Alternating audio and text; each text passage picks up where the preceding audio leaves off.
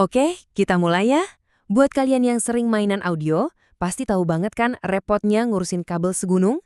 Nah, kali ini kita bakal bedah sebuah solusi custom yang rapi dan elegan buat masalah klasik manajemen kabel ini. Pernah nggak sih ngerasain pusing lihat kabel XLR udah kayak mie instan berantakan di mana-mana?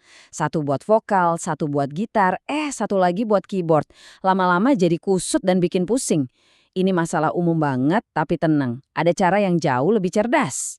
Dan inilah dia pahlawan kita, konverter LAN ke XLR. Bayangin aja semua keruwetan itu, boom! Jadi cuma satu kabel jaringan yang ramping.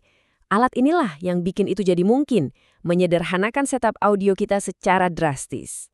Jadi ini apaan sih sebenarnya? Gampangnya gini, ini tuh kotak kecil pintar yang bisa ngambil beberapa sinyal audio dari colokan XLR, terus dilewatin semuanya lewat satu kabel Ethernet biasa. Nanti di ujung satunya, ada kotak yang sama buat misahin sinyalnya lagi. Satu kabel buat gantiin banyak kabel. Efisien banget kan? Oke, kita masuk ke bagian pertama.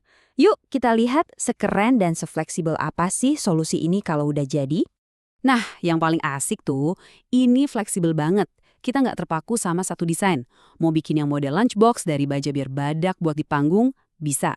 Atau yang bodinya aluminium biar kelihatan kece di studio, bisa juga. Bahkan ada versi yang pakai jack combo, sampai versi super mini buat ngetes doang. Semuanya bisa disesuaiin sama kebutuhan kita.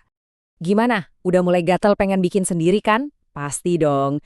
Oke yuk kita lanjut dan bedah satu-satu apa aja yang perlu disiapin buat proyek ini. Pertama, soal rumahnya alias casing. Pilihannya macam-macam. Bisa pakai kotak logam custom gear pro, atau kalau mau ngakalin dikit, bisa modif konektor speaker. Tapi nih, kalau mau cari yang paling irit, kita bisa pakai ulang casing dari POS splitter plastik. Dan beneran, kalian nggak salah lihat. Casing buat proyek ini bisa kita dapetin mulai dari harga 2.000-an perak aja. Ini bukti kalau proyek ini tuh murah meriah, siapa aja bisa bikin, bahkan dengan budget yang super mepet sekalipun. Lanjut, kabel. Nah ini penting nih, soalnya pilihan kabel ngaruh ke proses ngerakitnya. Mogami 2944 itu lebih kecil, jadi lebih gampang masukinnya ke penjepit kabel. Kalau Cat 6 Rockstone, sesuai namanya, lentur banget, cocok buat di lapangan. Terus ada Canare, ini semacam standar emasnya lah, aman buat macam-macam kebutuhan. Terus tentu aja kita butuh otaknya, konektor RJ45 sama jack XLR-nya. Tapi jangan lupain perintilan kecil yang bikin beda ya, kayak cable gland biar kabelnya kecengkram kuat, terus pakai sleeve biar dalamnya rapi, sama penanda kabel biar nggak pusing ini channel yang mana. Oh iya, sekedar info, ide-ide keren ini tuh banyak terinspirasi dari produk namanya Supercat Connector Solution. Jadi ini bukan proyek abal-abal ya, tapi dasarnya dari desain profesional yang udah teruji. Nah, semua bahan udah kekumpul nih.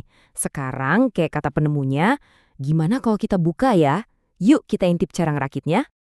Oke, waktunya nyatuin semua puzzle ini. Mari kita mulai ngerakit. Oke, sebelum mulai nyolder, ada satu aturan sakral. Satu aja, dengerin baik-baik ya. Ke-8 pin di konektor RJ45 plus satu koneksi groundnya itu wajib nyambung semua dengan benar. Nggak ada tawar-menawar soal ini. Ini kuncinya.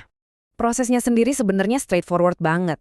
Pertama, pasang dulu semua konektor ke casing. Terus pasang kabel grandnya, baru masukin kabel. Nah, abis itu baru deh bagian serunya. Nyambungin kabel-kabel di dalam, solder yang rapi, dan terakhir kasih silika gel dikit sebelum ditutup. Beres! Oke, alatnya udah jadi dan berfungsi nih. Tapi, kita bisa bikin ini naik kelas. Dari sekedar jadi kelihatan pro. Gimana caranya? Yuk, kita lihat detail-detail kecilnya. Ini nih yang bedain rakitan biasa sama yang pro. Pakai kabel sleeve biar dalamnya nggak kayak sarang burung. Kasih silika gel biar awet, nggak gampang karatan. Terus kasih label di tiap channel. Dan ini yang paling penting, tes semua pin pakai multimeter. Serius deh, jangan di-skip. Ini bakal nyelamatin kalian dari pusing 7 keliling nanti. Nah, setelah capek-capek ngerakit, emangnya worth it? Apa sih untungnya? Yuk kita rangkum kenapa proyek ini keren banget. Kenapa repot-repot bikin sendiri? Coba lihat deh bedanya. Kalau DIY, semua bisa diatur sesuka hati pas sama alat-alat kita. Dan yang pasti, jauh lebih murah. Beda banget sama produk tokoan yang harganya selangit dan ya gitu-gitu aja.